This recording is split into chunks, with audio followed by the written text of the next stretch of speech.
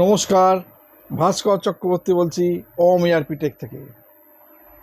আজকে এই ভিডিওতে সবার আগে যেটা বলবো সেটা হচ্ছে যে আমি কোনোদিন প্রকাশ করতে পারিনি অনেক প্রতিবন্ধকতা থাকার জন্য। সেটা হচ্ছে জয় শ্রীরাম। এবং এই দিনটা আমি দেখতে চেয়েছিলাম, আর একটাই কারণ, আমি কোনো রাজনৈতিক স্বার্থের জন্য যাইনি। আমি চেয়েছিলাম যে এই পশ্চিমবঙ্গে যদি ইন্ডাস্ট্রি তৈরি হয়, এই ওয়েস্ট বেঙ্গলে যদি ইন্ডাস্ট্রি তৈরি হয়, এই কলকাতায় যদি ইন্ডাস্ট্রি তৈরি হয়, তাহলে আজকে যে সমস্ত স্টুডেন্টরা, যে সমস্ত গার্জেনরা তারা আশায় এই কোর্সটাকে করাচ্ছেন আমার কাছ থেকে, তারা উপকৃত হবেন। ওই সকল 4-5টা ইন্ডাস্ট্রি, এমএনসি, আইটি সেক্টর, তাদের উপর নির্ভরশীল হওয়া, সেই জায়গাটা আজকে অন্ততপক্ষে 50-100 জায়গায় চলে যাবে।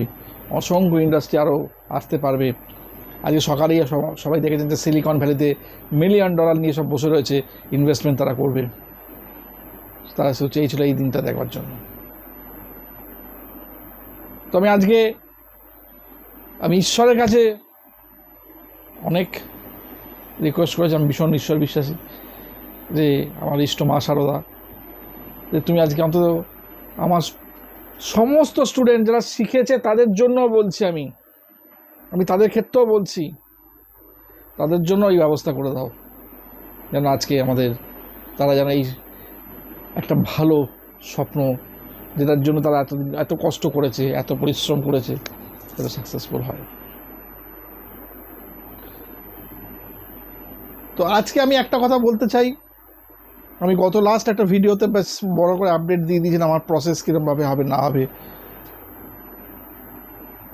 আমি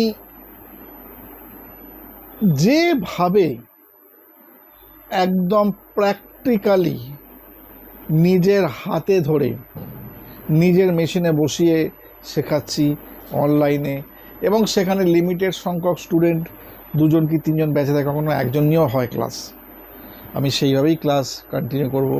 এর কোনো পরিবর্তন কোনো দিন হয়নি আর হবেও না। আমি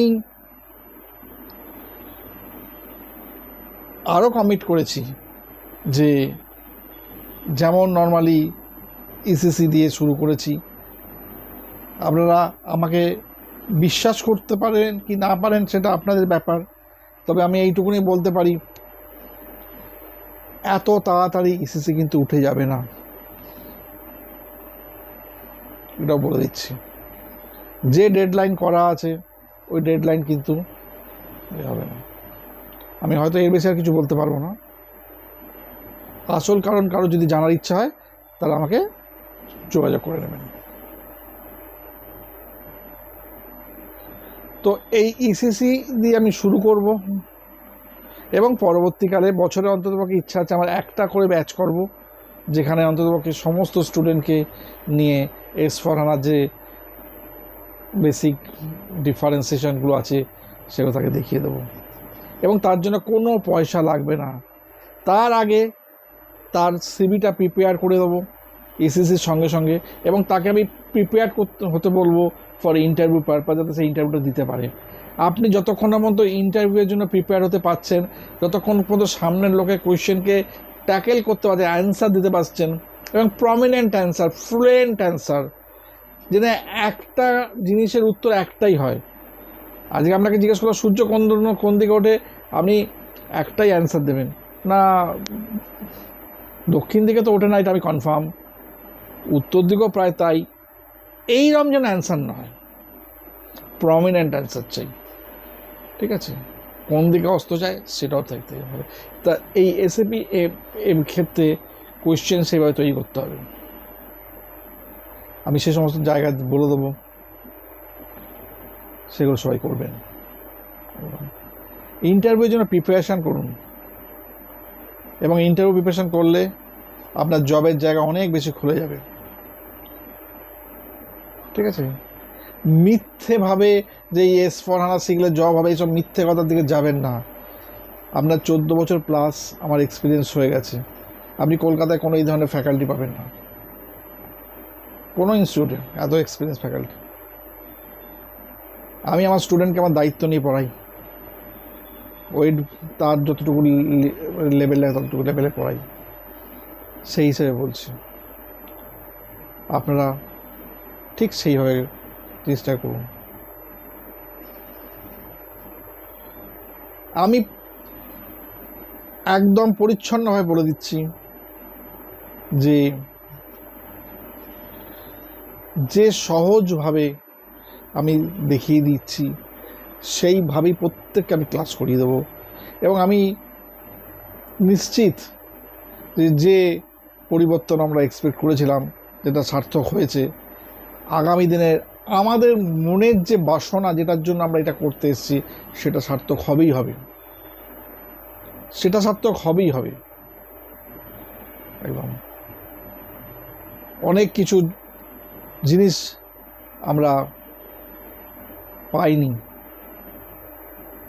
অনেক অনেক প্রতিবন্ধকতার মধ্যে আমরা ছিলাম আটকে।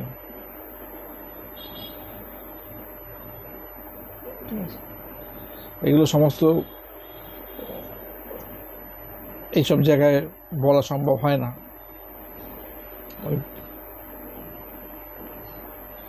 জিজ্ঞেস করলে পরে ফোনে শুনবেন। তো প্রত্যেককে বলছি আজকে আমাদের একটা দারুণ দিন পশ্চিমবঙ্গবাসীর, এবং যে মানুষ অনেক সময়তে এসএপি শিখলে কিছু হবে না, এটা শিখলে, আমি একটা কথা বারে বারে বলে দিচ্ছি, আপনার লাইফের যদি সত্যি পরিবর্তন করতে হয়, আজকে আপনি কোনো একটা বেসরকারি সংস্থায় জব করছেন, আপনাকে যদি আজকে এই অবস্থায় আপনার পক্ষে সম্ভব নয় কোনো বড় ম্যানেজমেন্ট কোর্স করা, সেই সময় বা বয়স বা পয়সা কিছুই নেই, বাট আজকে আপনার নিজের লেভেলকে যদি একটু ডেভেলপমেন্ট করতে হয়, সেই জায়গাতে এসএপি হচ্ছে একমাত্র রাস্তা যে আপনাকে সেই রাস্তাটা দেবে। এবং আমি এটা পূর্ণভাবে বিশ্বাস করি এবং এটা হবেই আগামী দিনে।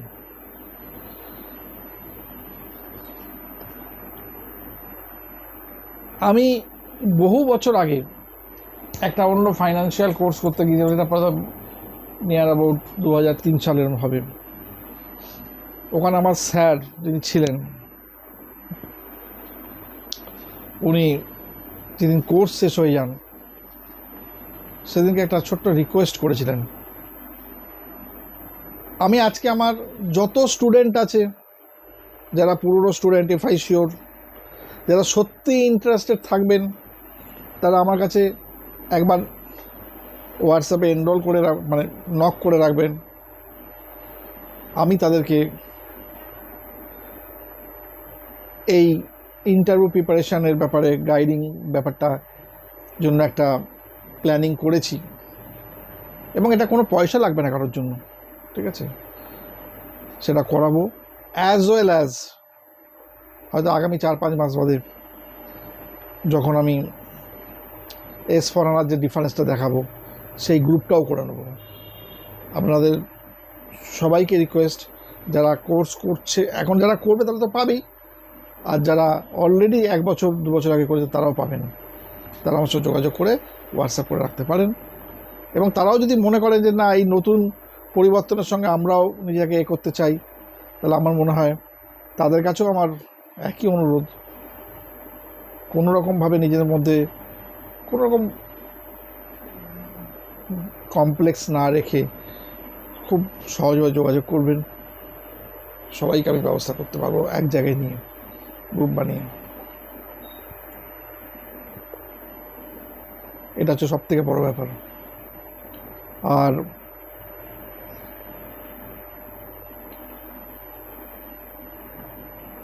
আমি প্রত্যেকটা স্টুডেন্টকে একটা জিনিসে রিকোয়েস্ট করব,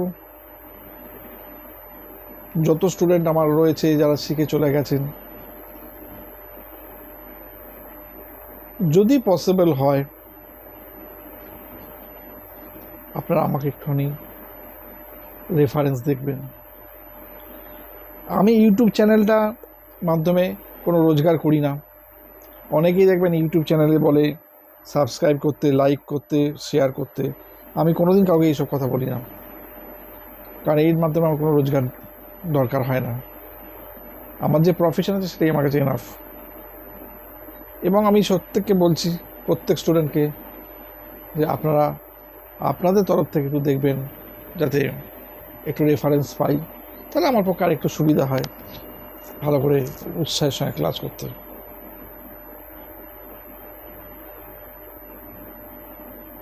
আর প্রত্যেককে বলছি আপনারা নতুন উৎসাহে দারুণভাবে আবার শুরু করুন, এবং যারা শিখতে আসবেন ঠিক করেছেন তারা যত তাড়াতাড়ি সম্ভব শুরু করুন।